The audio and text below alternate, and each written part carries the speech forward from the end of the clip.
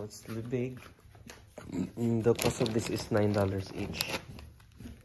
Guys, I already assembled for the long beans in Tagalog sitaw. Yan na po siya.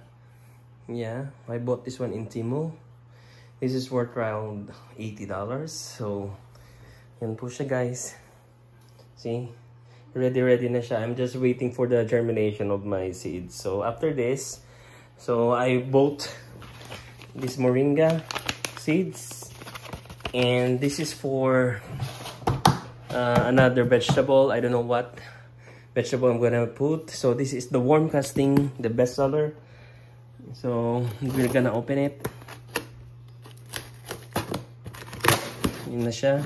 And this is 40, I think this is 40 gallons. Yeah. I'm going to show you what's inside. So yan. So this is worm. It's bigat. Yan siya. It's a white plastic. The packing is white, so heavy. So that one, wiggle worm. So you can mix it up this one to the potting soil. So excellent for raised bed, planter boxes, garden soil, lawn top dressing. So para makatipid kayo, you put another potting soil and you mix with this and organic fertilizer. You can buy that in Walmart. But the best thing you can do is the vegetables. When you remove the skin like a banana peel, you can just make it organic to make a worm. So this is I will try this one later to mix it up.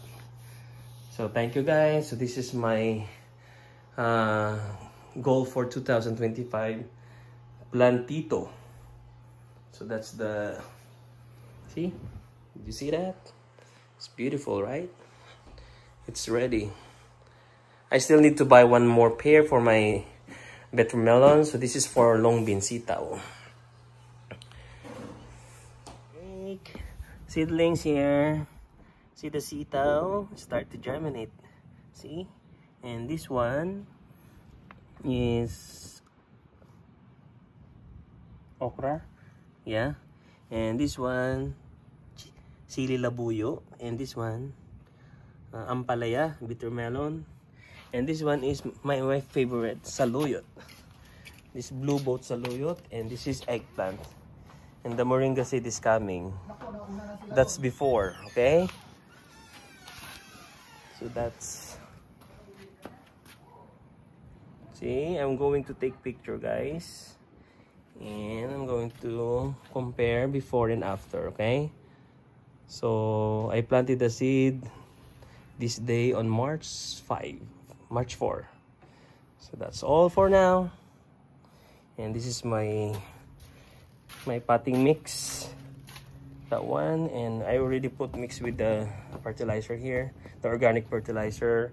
And at the bottom I put the skin of the banana, the vegetables. So this is organic, very organic. So this is the 30 gallons.